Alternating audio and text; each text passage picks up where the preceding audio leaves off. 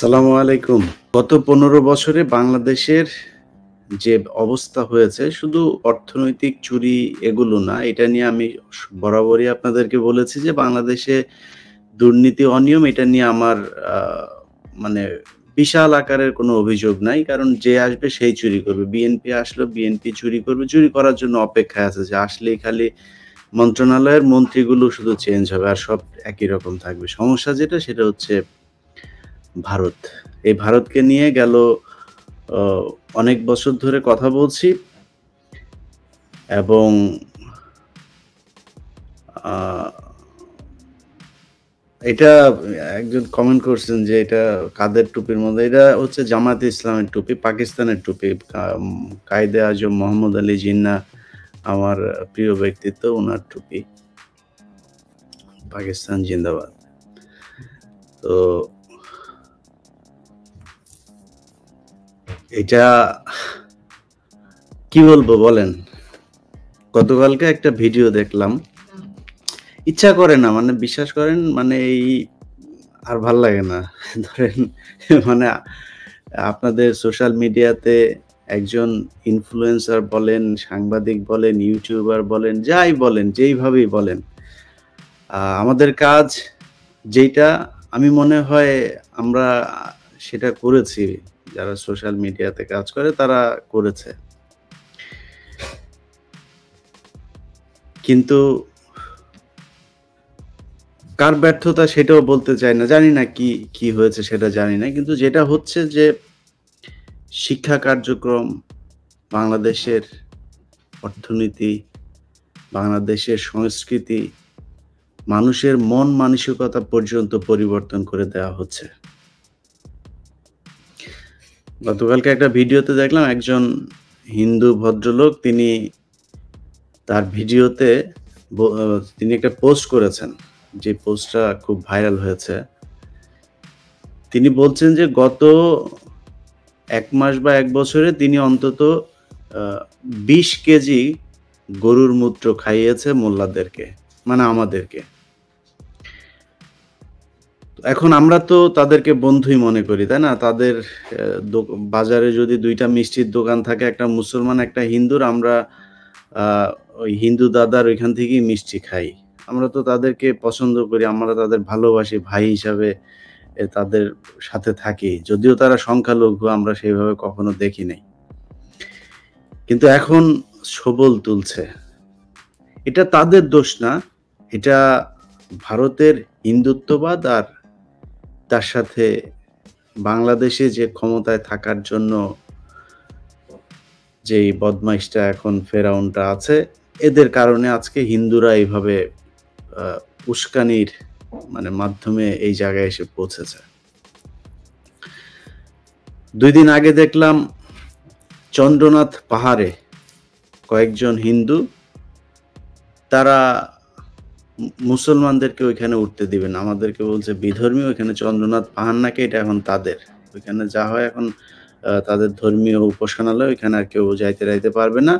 ওইটা কোনো পর্যটন কেন্দ্র না, এই কারণে যাইতে দিবে না। যাই হোক, আ এইটুকু না করতে হবে। সবকিছু আপনাকে কেউ আমেরিকায় বসে, লন্ডনে বসে কেউ করে দিবে না। এইটুকু করতে হবে। এইটুক ঈমান অন্তত থাকতে হবে যে বিশেষ একটা জায়গা তারা আ নিয়ে নিবে। আর আপনারা কিছুই বলবেন না, কিছুই করবেন না। ২-৪ জন মুসলমান মানুষ এখানে গিয়ে তাদের কাছে মারধর খেয়ে চলে আসবে। এত ইজি না। পৃথিবীতে আপনার ধর্ম বলেন আর দেশ বলেন, কোনটাই এত ইজি আসে নাই। সো এইটা যদি নাকি ঠিক রাখতে চান, সেটার জন্য কিছু না কিছু আপনাকে করতে হবে। গেল কয়েকদিন ধরে প্রতিদিনই কোনো না কোনো সীমান্তে ভারত মানুষ মারছে। বিজিবি তাদের লাশ নিয়ে আসার জন্য ২-৩ দিন সময় নিতে হচ্ছে। লাশ নিয়ে এসে তারপরে বাংলাদেশে আ এসে তারা করছে আরকি। যাই হোক, সব মিলিয়ে ধরেন আমাদের যেই কষ্টের জায়গাটা না, ভারতের ব্যাপারে যেটা দীর্ঘদিন বলছি, আপনারা অনেকেই ভারতকে বয়কট করছেন, ভারতের পণ্য বয়কট করছেন। সবাইকে ধন্যবাদ জানাই। যারা বিরোধিতা করছেন তারাও ধন্যবাদ। তাদেরকেও ধন্যবাদ জানাই। কিন্তু হুম আপনি আমাদের মতো সাধারণ মানুষ সোশ্যাল মিডিয়াতে আসলে এই জায়গায় যারা কমেন্ট করছেন এদের বেশিরভাগ মানুষই এ মানে খুব যে প্রতিষ্ঠিত মানুষ, খুব শিক্ষিত মানুষ, খুব বিশাল আকারের প্রভাবশালী জায়গায় আছেন। তাদের মধ্যে কেউ যদি যারা প্রভাবশালী সরকারের এখন সুযোগ সুবিধা নিয়ে আছেন, তারা তারা এখানে আসবেনও না। এখানে যদি আসেন, আমার ভিডিও যদি দেখেন তাদের শরীরে গায়ে জ্বালা ধরবে।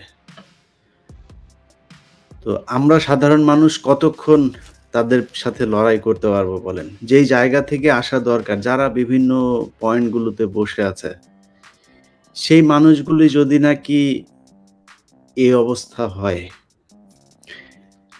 তাহলে আমরা যাদের ক্ষমতা নাই, তারা কি করতে পারি? আমাদের তো কিছু করার নাই। এই মুহূর্তে দেশের যে অবস্থা, যদি আমাকে খুব অনেস্টলি বলতে বলেন, বাংলাদেশের অনেক মানুষের কাছে এই একই প্রশ্ন শুনি দেখা হইলে যে, "ভাই কি হইলো? ভাই কোনো খবর নাই। ভাই বিএনপি কি করতেছে? জামাত কি করতেছে?" আসলেই তো মানে ফ্রাস্ট্রেটিং তো না? এটা যেকোনো মানুষেরই উম ফ্রাস্ট্রেশন কাজ করবে। অতএব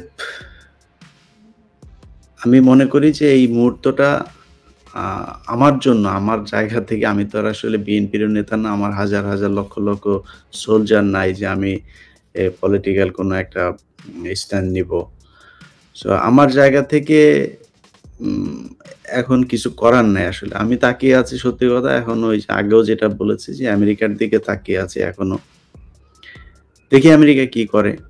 আমেরিকা যদি না করে অ্যা বাংলাদেশের মানুষের অবস্থা যদি বলেন, অনেক মানুষ গুলির সামনে দাঁড়িয়ে জীবন দিয়েছে। এখনো গুলির সামনে দাঁড়াচ্ছে। জেলখানায় খুব কষ্টে মানবেতর জীবনযাপন করছে।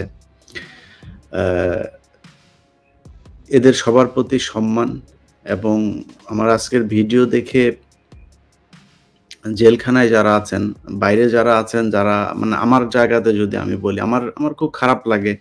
কিন্তু আমি তো শারীরিক বা আর্থিক বা অন্য কোনো দিক থেকে তো আমি কোনো মানে সমস্যায় পড়ি নাই এই সরকার থাকার কারণে। আমার কোনো সমস্যা নাই।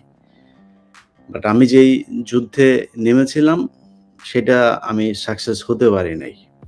এখন যেই মানুষগুলি জেলখানায় আছে বা সরাসরি যেই পরিবারগুলো এখন পলাতক আছে, বাসায় যেতে পারছে না, মামলা মোকদ্দমা এসব নিয়ে সমস্যায় আছে, তাদের জন্য হয়তো আমার ভিডিওটা খুব কষ্টের হতে পারে। তাদের জন্য বলি যে আসলে আপনারা তো চেষ্টা করেছেন। চেষ্টা করার পরে যদি কোনো কিছু না হয়, সেটার জন্য আপনার দোষ না। আমি বিশ্বাস করি এখনো পর্যন্ত যে শেখ হাসিনা এবং তার যে সোলজার যারা আছে এখন এই গত ১৫ বছরে বাংলাদেশে আজকের জায়গায় যারা নিয়ে এসেছে, যেই দেশে অখণ্ড ভারতবাসী ফেসবুকে সরাসরি তার নামে পোস্ট করতে পারে যে মোল্লাদেরকে ২০ কেজি গরুর মূত্র খাইয়েছে মিষ্টির সাথে। যে দেশের মাদ্রাসার ভেতরে এখন আপনার অখণ্ড ভারতবাসীদেরকে এনে তারপর নিয়োগ দেয়া হয়। মাদ্রাসা শিক্ষা বোর্ড সব তাদের, থানা, তারপরে বড়, বড় পদ সব তারা। এই জায়গায় যে নিয়ে এসেছে, যদি যোগ্যতা থাকতো, মেধার কারণে হতো সেটা অন্য জিনিস। যেই মুসলমানদেরকে নির্যাতন এবং এখন পর্যন্ত হাজার, হাজার যে আলেমরা জেলখানায় আছে, তাদেরকে যে কষ্টটা দেয়া হয়েছে বাংলাদেশে ইসলাম কিংবা মুসলমানদের বিরুদ্ধে যে কাজগুলো শেখ হাসিনা করেছে, আমি বিশ্বাস করি, খুব, খুব মানে ভয়ংকরভাবে বিশ্বাস করি, এটার জন্য তাকে পে করতে হবে। Today or tomorrow. এটার কোনো আমি মনে করি না যে মানে এই ক্ষমতা আল্লাহর নাই। আমাদের নাই দেখে আল্লাহও ক্ষমতাহীন হয়ে গিয়েছে, এটা মনে করার কোনো কারণ নাই। Wait and C. আল্লাহ চাইলে যেকোনো সময়, যেকোনো মুহূর্তে যেকোনো কিছু ঘটতে পারে। অপেক্ষা করেন। আর যারা আমার ভিডিও দেখছেন এবং যাদের কিছু করার আছে, এতক্ষণ আমি সাধারণ মানুষের উদ্দেশ্যে কথাগুলো বললাম।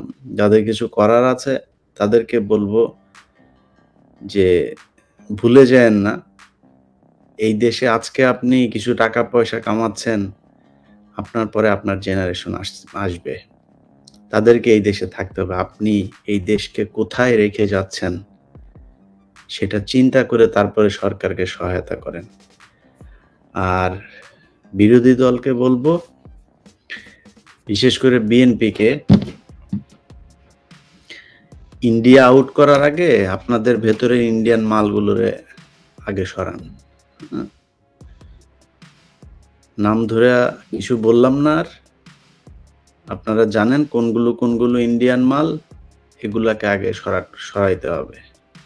এগুলো না সরাইয়া ক্যাঁকো করে কান্নাকাটি করে কোনো লাভ নাই।